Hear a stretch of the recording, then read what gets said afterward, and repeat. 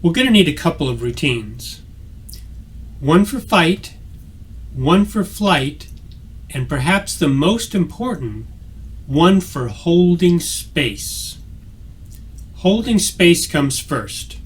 Hey, hang on a minute.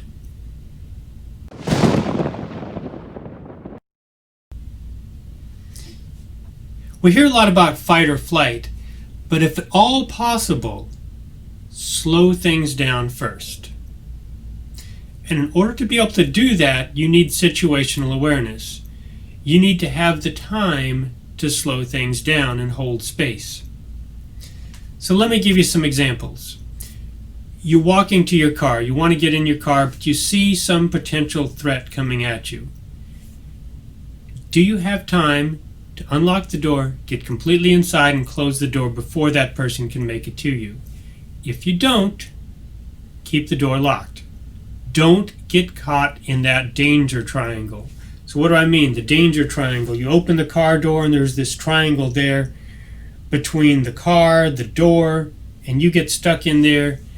If an assailant comes up to you and if you're in that danger triangle, you're trapped. You can no longer move backwards. Your arms are very limited in terms of what you can do. Don't get in that danger triangle. If you can't get all the way in the car, then don't. Move around to the other side of the car. Leave the car and walk in the other direction. Don't get trapped in that danger triangle. Someone's coming towards you on the sidewalk and they seem like a threat to you. You just feel uneasy because of them. Use the people on the sidewalk and maybe walk around behind a group of people so that that person passes on the opposite side. Cross the street. Perhaps go into a shop, but don't get into a doorway where you'll be trapped, and don't go off away from the public. But try to avoid the situation from even happening. Use your situational awareness. If something seems threatening, try to get away from it. If you're walking down the sidewalk and a car pulls up alongside of you and is trailing you and you don't feel comfortable, this is particularly important for women, turn around and walk against the direction of traffic. The car can't turn around, but you on the sidewalk can turn around very easily. Use the natural flow of traffic to your advantage. If you see someone threatening you and they are trying to approach you, if at all possible, try to hold the space between you and that potential threat. You can use various things around you for that. I've talked about the crowd, a step on the different side of a group of people. You can use a bicycle. If you're on a bicycle, get off of it. The bike is a shield between you and that assailant. If you're in a grocery store parking lot, your cart is a terrific shield.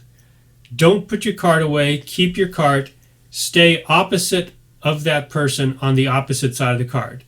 The cart can move. Use it to your advantage. If there are no objects, if you have nothing in your hands, then it all comes down to eye contact, body language, and voice. The force of personality. Use those three aspects of your personality to slow things down.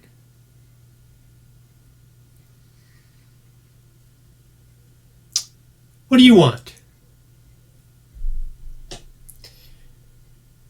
I don't have time for this. Have you seen a big guy come around here? I mean, big guy, kind of looks like The Rock. He's supposed to meet me here any minute. Use your voice, use your words, and make space. Throw the other person off their script. If someone's coming up to attack you, you know that they have a script.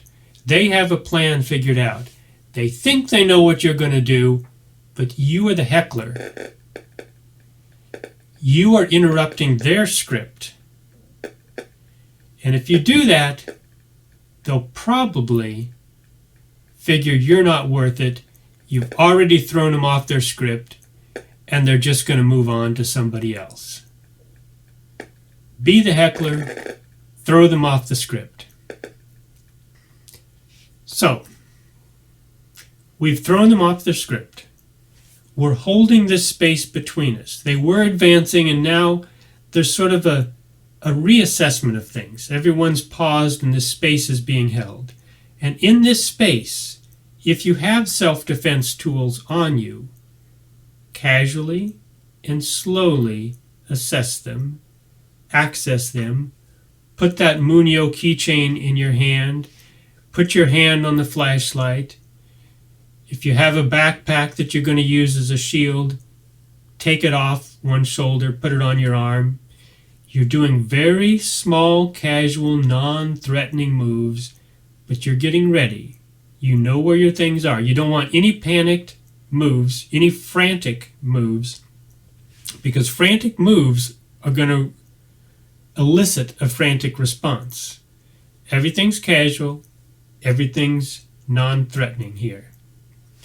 You are just slowing things down, relaxing, maintaining that space. If the assailant asks you questions, don't answer them in the conventional way he's expecting. Be unconventional. Flip his script. Make him think something else. My wife was once in a situation like this, and she did this. She pretended she had this invisible cigarette, and she asked the guy for a light. It's good to be crazy. It's good to act crazier than they're ready for, because now they have to pause and they have to consider, do I really want to deal with this crazy person right now? Crazy's good. Crazy makes them get off script. It gives them something that they're not expecting. If you need the help of somebody around you, it's easier and faster and more reliable to elicit help from somebody that is unwittingly helping you. If you ask for help, anybody around is going to consider their own safety first, and they may likely just move away from the situation since they still have that option. There's a scene in The Karate Kid where Daniel is interacting with Johnny and the gang of Johnny, the Cobra Kai gang. And Daniel stops a teacher passing by and asks him a question. The teacher is now being used to shield Daniel, but he doesn't know it. But very quickly that help was elicited. It's easier to elicit the help of a passerby who is not aware that he, she, or they, big groups are great, are helping you. In mentalism, we call these instant stooges. And a good instant stooge, done correctly, helps you, but they don't know that they're helping you. And nothing was prearranged. The teacher in the Karate Kid example was an instant stooge. He helped Daniel, but he had no idea that he was helping him. And by having no idea, there was no pause in between. There was no reflection on whether or not he should help. He just occupied that role because Daniel elicited it from him. Hold the space. And in this time in which we are holding this space, we're observing all that's around us. We're orienting ourselves to the space. What weapons does the assailant have? What weapons do I have? What are our strengths and weaknesses? If I am going to run, where am I going to run to? Where's the danger zones? Where's the safe zones? Do I have the opportunity to get to a safe zone? Do I have obstacles that I can use to my advantage? I don't want to just turn my back and run because I sure don't want to get attacked from behind. Getting tackled from behind is way more dangerous than a face-to-face confrontation. Face-to-face, hey, we can slow things down, right? We can maintain this space face-to-face. But if I turn and run, I'm going to get tackled from behind. Hold the space. The best outcome that we can hope for is a slow backing away. That's what we're going for. We're backing away from each other. Situations diffuse. That's the best outcome. But if things go south, if we're observing what's around us, if we're orienting ourselves to the situation, we know what we have available, we've assessed who the other person is, we've assessed who we are, we know what tools we have at our disposal, we know what weapons that the assailant has. If we know all of that, we have this time in this holding the space, we've slowed things down, we know what we're working with, we now have an action plan. Fight or flight. Let's say that we have to run. Let's say that we can. Where are the doors? It really is nice to be able to run through a door, close the door. Do we have that opportunity? I wouldn't expect any door you find to be one that you can pass through, close, and lock. That's really asking too much. It's asking a lot of a door. It could be locked to begin with. You may not have time to get through and close it completely before the assailant gets to the door. Maybe the door doesn't lock. It's really asking a lot. But if you know you can get through the door, that's a good option. Now, as for weapons, we need to assess what weapons we have before any action takes place. That's what we're doing in this holding the space. We're holding the time, we're observing, we're orienting ourselves, we're making some decisions, we're going to act in a moment, and when we are observing and orienting ourselves, we're coming up with weapons. We all need two weapons. We need a shield and we need a sword. Now, these don't have to be literal shields and swords. They just have to be tools that function like a shield and a sword. The tactical flashlight is both a shield and a sword. You turn the light on, shine it in someone's eyes, it's a light shield. You've stopped their approach. And this strike bezel here, hitting the hard parts, go back to the philosophy of hitting people video, hitting the knuckles, hitting the elbows, the forehead with the strike bezel, that's a sword. Shield and sword right here. If we have pepper spray, the light shield and the spray sword make a great combination. If we don't have these, maybe we just have a pocket knife but don't even open it. This is a sword right here. This is a strike bezel, just the end of the knife. This also works if you have that Munio keychain. It's a nice striking point that is good for the hard points of your assailant. Harder goes to hard. A backpack, if you're carrying a backpack, is a great shield. Take it off your back, put it on one arm. If they have a weapon, if they have a strike, use your backpack as a shield. You can also take things like rolled up magazines, and that can be your sword. Sword, shield. Think about what's around you. You need both. Your hands, your bare hands, can be both shield and sword. The hands can block, the hands can strike. Shield, sword. You need both of those. So what you're doing in this time of holding space is you're looking for your shields and your sword. What are you going to use for both of those?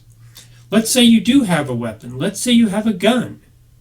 You still need both shield and sword, right? If you have a gun, you need to assess it. You need to access it.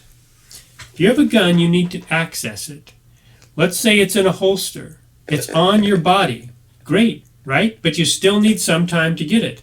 And once you have your gun out, you need that retention grip where you use your body as a shield and the gun is on the far side from the assailant so that if the assailant tries to get the gun, they have to go through the body shield before they can get there, and then you can use your gun as the sword.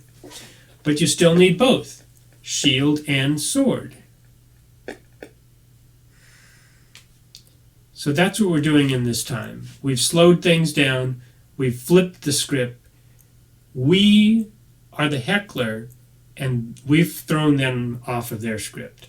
They need to now improvise a new script to our heckling. We're orienting ourselves, we're assessing our weapons, we're getting them ready, we are ready to act. And we're hopefully after doing all of this, we're just going to back away. Slowly back away from each other and move on about our business. That's the goal. That's the best thing. Holding space, slowing things down, heckling their script, and backing away. Perfect ending to the encounter. We couldn't ask for more. But if we do have to engage that assailant, then we need a couple of routines for what to do next. We need to know how to manage distance, and I really don't like the term manage distance so much as transition between distances. Transition between distances. We need to know how we are going to transition distances. We need to know what we're going to use as a shield, what we're going to strike with, and what we are going to strike.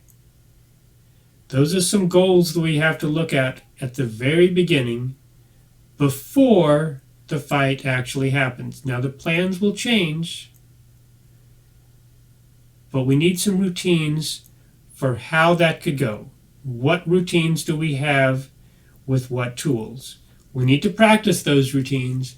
The topic of those routines, what to practice, how to put them together, that's all coming up on this channel, Defense Against Dark Deeds, a magician's approach to self-defense. If you like the videos, share them and subscribe. That's the way the channel grows. Until next time, hold that space and be safe.